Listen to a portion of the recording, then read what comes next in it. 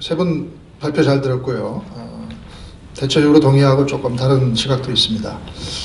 저는 트럼프 대통령이 국내적으로는 상당히 보수의 아이콘이고 그렇게 합니다만은 대외 정책에는 보수와 진보가 따로 없다. 미국의 그동안의 외교 정책이 많이 그런 걸 보여주는 거고요. 특히 트럼프는 비즈니스 마인드가 철저한 분이기 때문에 통상 정책에 어떤 상당한 비중을 두고 실리를 챙기는 정책을 취하고 있다고 생각합니다. 문제를 해결할 수 있는 대외 문제가 있고 위험을 관리할 수밖에 없는 대외 문제가 있는데 통상 정책은 문제를 해결할 수 있는 부분이라고 본인이 느끼고 있는 것 같고요. 라이트하이저나 이런 분들도 같은 생각인 것 같습니다. 안보나 외교 정책은 문제를 해결할 수 있는 건 아니고요. 어떻게 한 진영이 다른 진영을 완전히 이길 수가 있겠습니까? 물론 좀 무세하긴 할 수 있겠죠. 그래서 위험을 관리할 수밖에 없는 분야라고 느끼고 있고, 그래서 굳이 따지자면 그 손자나 마키아벨리나 이런 극단적인 형태의 어떤 프라그마티즘을 실현하는 사람이다 그렇게 보고요. 헨리 키신저나 이런 분으로부터 계속 자문을 얻고 있는 거 보면 상당히 현실적이고 실용주의적인 접근을 하고 있다 이렇게 평가를 합니다. 누구도 적이 될 수 있고 누구도 친구가 될 수 있다. 이게 트럼피즘의 핵심이라고 생각하고요. 그런데 이제 우리 정부가 대응하는 문제점은 뭐냐면 대외 정책에 있어서도 상당히 이념적으로 접근하기 때문에 자주 외교다, 친북 외교다 이렇게 굉장히 이념적으로 접근하기 때문에 심지어 우리의 전통적인 우방인 미국으로부터도 이용당하기만 한다는 것이죠.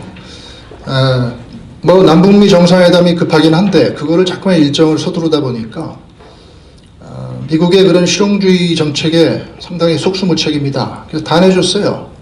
한미 FTA 재협상도 그렇고 거기에 자동차 분야가 우리가 최대 업적이라고 그러면서 그걸 얻었던 거를 그대로 다 뱉어냈어요. 그래서 그런 또 신약약까지도 이런 것도 차세대 성장 동력을 만들기 위해서 우리 신약 개발을 좀 정부가 지원하는 정책인데 그것도 전부 못하게 됐어요. 그래서 그런 것들을 전부 내주고 우리가 얻은 게 없어요.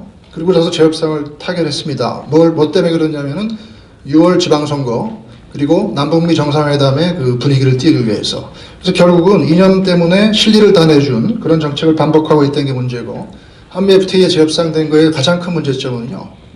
국가안보를 이유로 한 미국의 관세, 25% 관세를 부과하는 그 권한을 견제를 했어야 되는데 왜냐면 우리가 다 내줬으니까 그거 하나라도 얻었어야 되는데 그런 조항 하나 얻지 못했고요.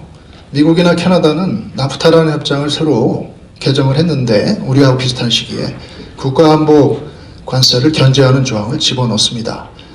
그래서 우리는 못했고 남들이 하는 걸 뻔히 알면서도 그걸 못했다. 그래서 지금 미국이 계속 자동차 분야의 25% 관세를 국가안보를 이유로 때린다는 것을 그 전가의 보도처럼 숨기고 있으면서 국방비 방위비 분담 협상도 하는 거고 여러 가지 용도로 그걸 쓰고 있습니다. 계속 지금 우리가 당하고 있는 이유라고 생각합니다. 강제징용 지소미아 그 문제, 일본이 맞다, 한국이 맞다 그런 얘기를 다 떠나서요. 한일 청구권 협정의 3조에 보면은 서로 배상 금액이 청구권 협정에 포함이다 아니다 이렇게 해석이 갈릴 때는 그 문제는 국제 중재 절차로 의무적으로 이행해야 된다 그렇게 쓰여져 있습니다. 우리나라 헌법재판소가요.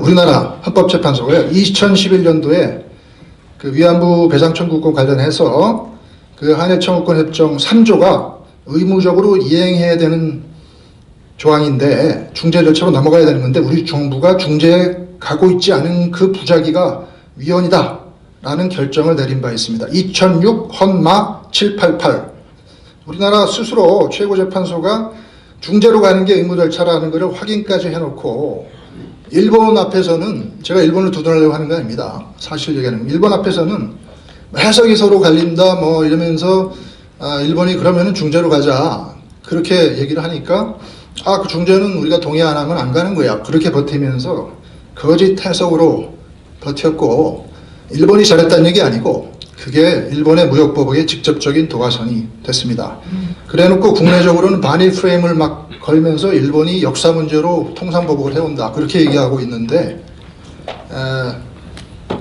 그러면서 토착 왜군이 그런 식으로 얘기를 했죠. 그래서 어떤 반일 세력을 이렇게 규정하면서 정치적인 목적도 달성하고 그러면서 외교 문제는 더 해결을 못하고 그래서 사실 우리나라 공무원들은 동원해서 다자회에 가서 일본은 역사 문제로 통상보고를 한다고 막 이렇게 하고 다자무대에서 일본이 잘못했다고 그러는데 다른 나라들이 들어보니까 청구권협정 3조는 왜 니들이 안 지키느냐. 그 할 말이 없어요. 그래서 어떤 비이성적인 해석으로 국내 언론은 막 이렇게 조작해가지고 뭐 일본 비난하면서 어느 정도 국민들의 마음을 사로잡았을지 몰라도 국제무대에서는 우리나라 외교가 고립된 겁니다. 그래서 어쩔 수 없이 지소미아 파기 결정도 번복하면서 어느 나라가 지지를 해주지 않으니까 결국은 후퇴를 해버렸으니까 결국은 일본 원래 의도대로 강제징용 대법원 판결 이슈하고 일본의 무역보복 간 맛보기식 협상이 될 수밖에 없게 됐습니다.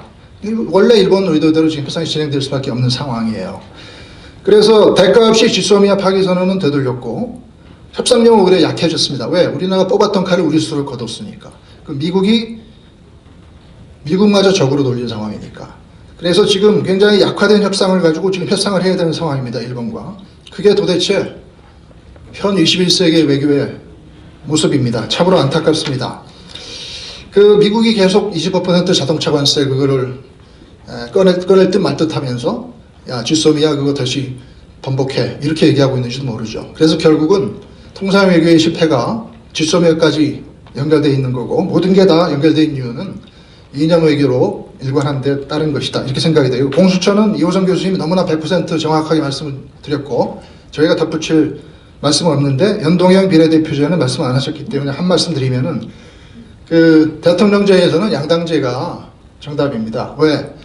중간평가를 총선에서 해서 대통령이 잘못하고 있으면 뽑아놓은 대통령이 그러면은 야당을 밀어줘서 국민들이 대통령이 견제하게 하는 거고 대통령이 잘하면 여당이 다수당이 돼서 국정에 동력을 얻는 거 그게 정답입니다. 의원내각제가 아닙니다. 그렇기 때문에 무슨 군소정당을 이렇게 난립하게 하는 그런 연동형 비례대표제는 정말 전국만 어지럽게 하고 대통령제에 맞지 않는 거고 그걸 해본 나라들 독일이나 네덜란드 몇몇 나라들이 있습니다. 그런 나라는 뭐 타민당, 기민당 이렇게 연합하고 하면서 수상과 이렇게 협력하면서 협치 전통이 돼 있는 나라거나 그런 거고 이스라엘 같은 나라는 이미 그런 걸 했다가 망했습니다. 그래서 우리나라 같은 제도는 대통령을 견제하는 그 다수 야당을 마련하는 그런 필요도 있고 하기 때문에 분명히 무슨 연동형 비례대표제로 이 정권을 이렇게 오히려 혼란하게 하고 합종연행으로 어떤 서로 정치적인 거래만 하는 그런 제도는 원천적으로 맞지 않는 거기 때문에 공수처와 마찬가지로 연동형 비례대표제는 원천적으로 우리가 봉쇄해야 된다. 저는 그렇게 생각하면서 마치겠습니다. 감사합니다.